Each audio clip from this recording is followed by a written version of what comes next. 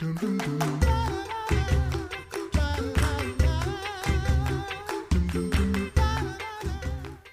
listening to the Coffee Hour. I'm Andy Bates. I'm Sarah Golseth.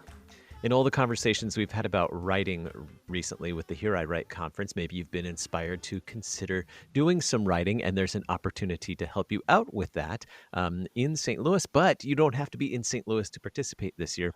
We'll chat about that in excited to share with you about the Faith and Writing Workshop coming up at Concordia Seminary in St. Louis. Joining us for that today, Dr. Travis Scholl. He's the managing editor of the Concordia Journal.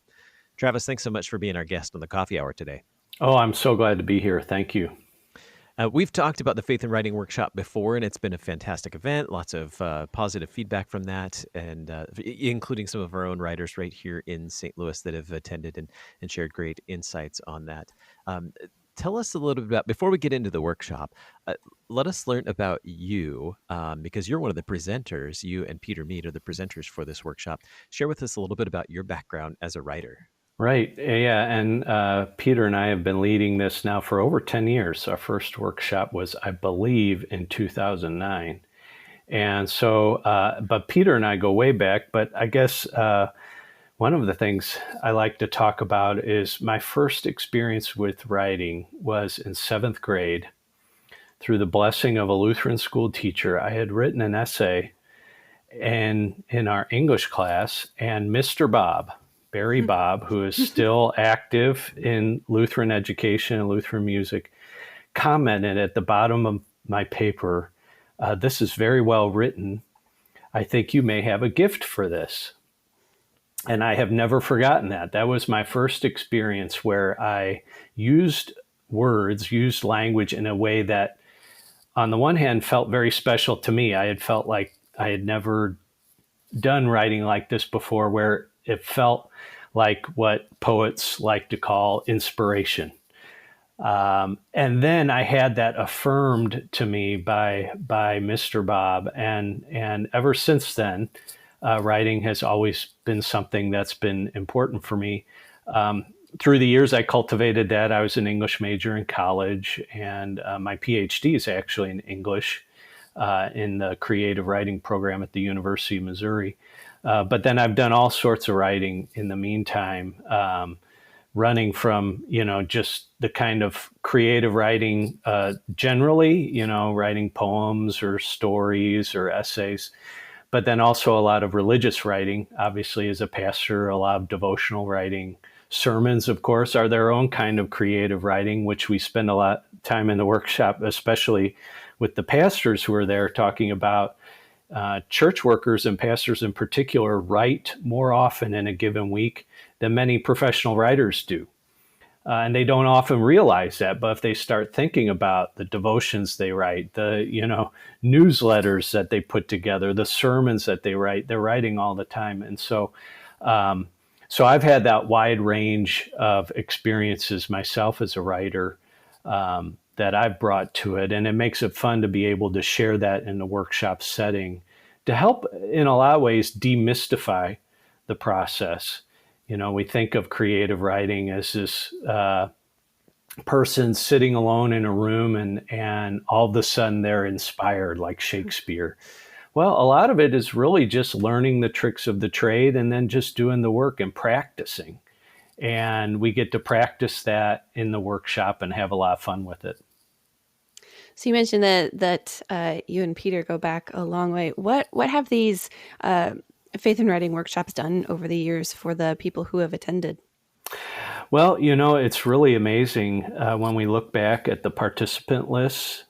And we, every year, one of the joys of the workshop is that every year we get the full spectrum of, from on one hand, the grandmother who just wants to write down some of her childhood experiences for her grandchildren to be able to read, and she's never written a thing in her life, all the way to, the writer who's been published before and is thinking about maybe writing a book that they want to propose a CPH or something like that.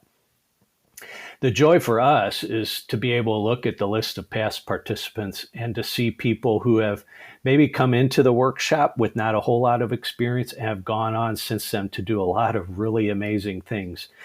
Deb Burma was in our first workshop.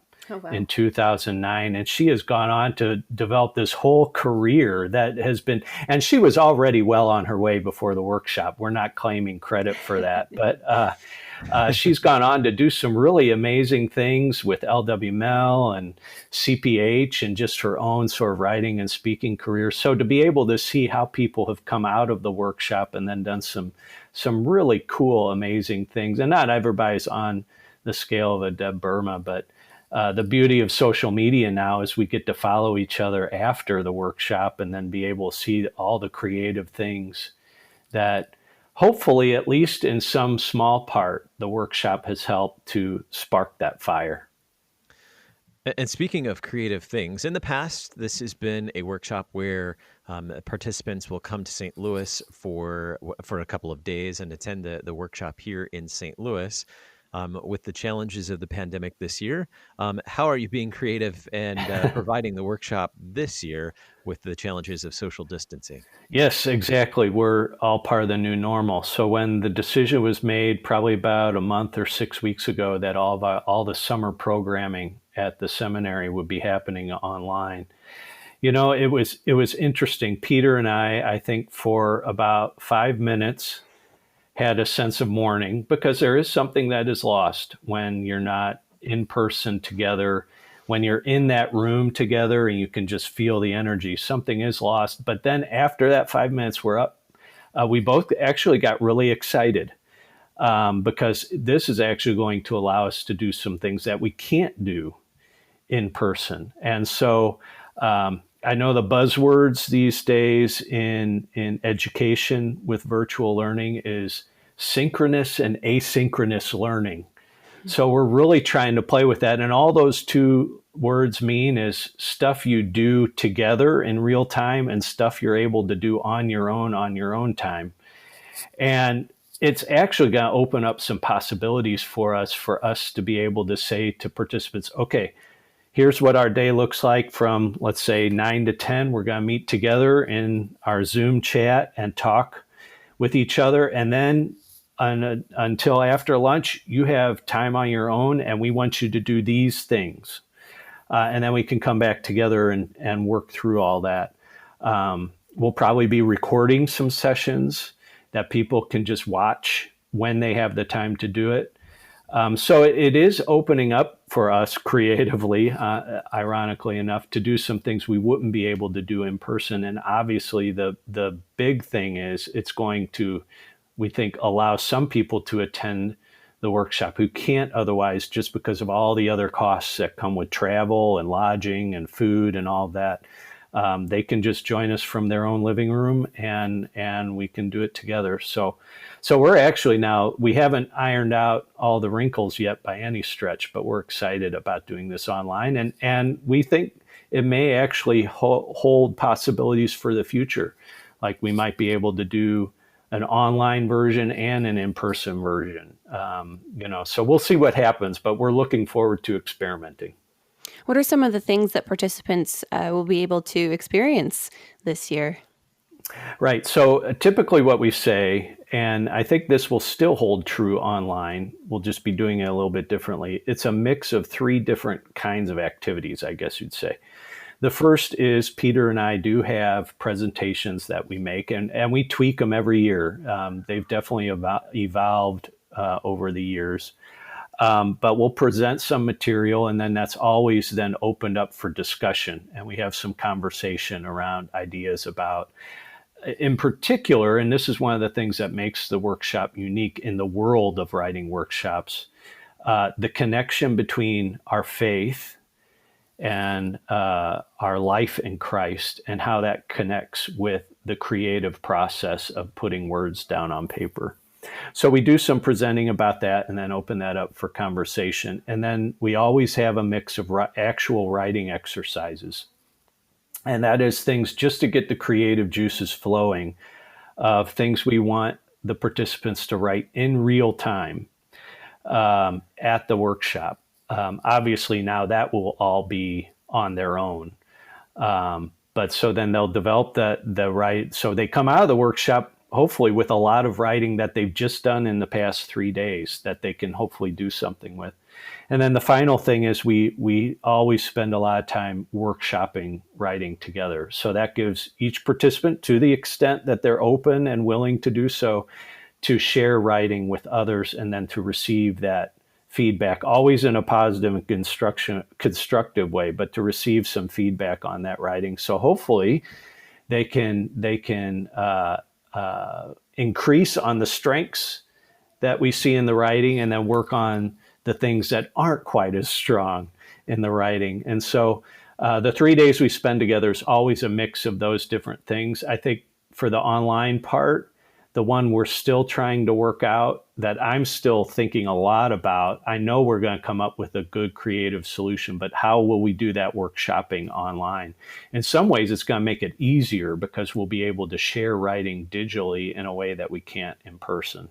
But it is going to be a work in progress to make that all work out. What do we need to know to register for this year's Faith and Writing Workshop at Concordia Seminary St. Louis? Registration and that information. Yes, great question. So the workshop this year it's always a Tuesday to Thursday, usually in the third or fourth week in July. And so this year, it is July 21st through the 23rd, Tuesday to Thursday. It will be online only, and you will get anyone who registers will get plenty of instructions for how that's going to happen and what they will need to make that happen. Registration is a little bit reduced because it is online. I believe that's $150. The best way to find out more is to go to csl.edu. And if you click on resources, you'll see Faith and Writing Workshop right there to get more information. So it's all right there, and they can register right there online and go from there. So we've always had limited registration. In person, we've typically limited that to 15. I think we are going to be able to open it up a little bit more with the online format. So as always with most things, the earlier you register, the better you know you have a spot reserved. So we would encourage people to do that as soon as they're able. So the Faith and Writing Workshop at Concordia Seminary St. Louis offered online this year, July 21st through the 23rd. You can find out more at csl.edu/resources. You can find it there in the continuing education section, Faith and Writing Workshop.